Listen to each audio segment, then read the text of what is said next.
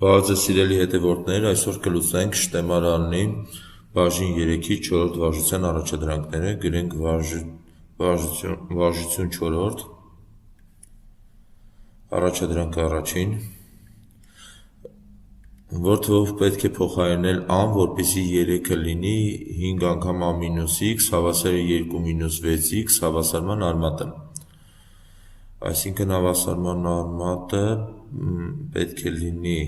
մեր x-ը պետք է լինի 3, գրենք մեր հավասարումը, 5 անգամ a մինուս x հավասար է 2 մինուս 6x, այժմ